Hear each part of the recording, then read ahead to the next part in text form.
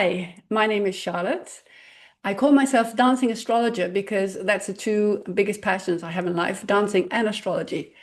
And in fact, I want to talk about astrology in motion because I'm very fascinated about these cycles that we can learn so much about in our life. Here I'm talking about the cycles of the planets, the movements of the planets, and the timing of these happenings that then come into our life that we can learn from and grow from.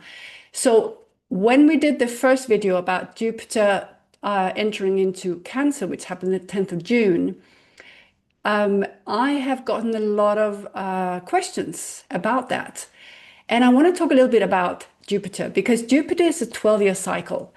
And I had a few clients who come and ask for more advice about what to expect in their own lives now that Jupiter's entered into Cancer. And one of the things I asked them is what happened 12 years ago? Because 27th of June 2013, that's when last time that Jupiter went into Cancer. And it's a cycle. And what can we learn from that cycle? So I have this client, Tom, and he allowed me to talk about his story. Tom is not his real name. And where Cancer falls in his chart is in his fifth house of self-expression, of creativity, of romance. And in fact, in 2012, he started to think about what kind of relationship he would like to have. Now, Tom didn't grow up in a very nurturing type of environment. And whenever he was looking for relationships, he was always looking for somebody to give him that, to heal that part of him where he didn't get that nurturing relationship, which is what Cancer stands for. And Jupiter, of course, is expanding on, the Cancer principle of, nurturing, feeling at home, feeling secure, feeling, that you're able to express your feelings and show love and receive love in a very emotional and heartfelt way. And with Jupiter to come in to that area of your chart, it will shake up a lot of these things that relate to home and where we feel secure, where we give love, where we receive love. And for Tom, he felt that in his relationship, even though he wished for a partner that would give him all those emotional security and be nurturing, he ended up being the one nurturing that relationship. And he ended up being the giver and always running into people that would be more on the receiving end, which was kind of a exact picture of how he had grown up. He became the caretaker from a young age towards one of his parents.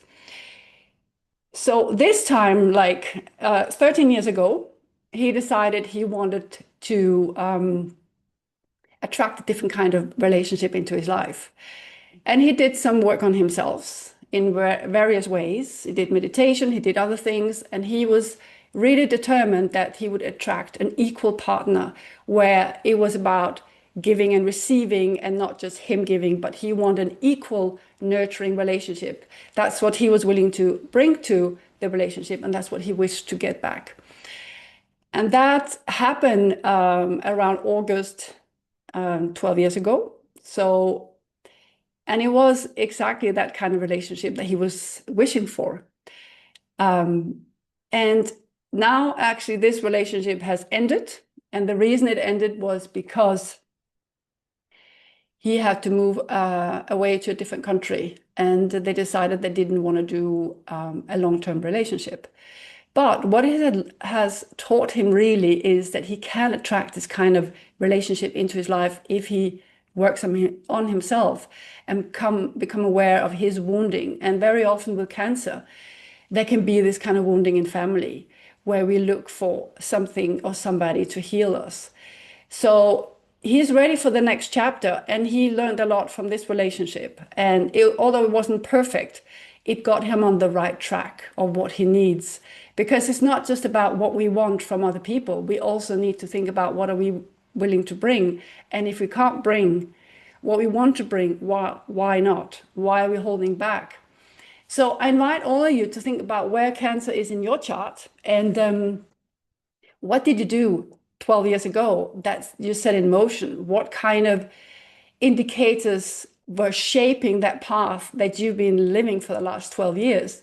And depending where it is in your chart, maybe falls in the sixth house of health and work, maybe falls in the 10th house of career area, maybe falls in the 12th house of spirituality and mental well-being. And so you need to look in your chart where this falls and then try and think back to around end of June 2013 to see what was going on and what started in that cycle.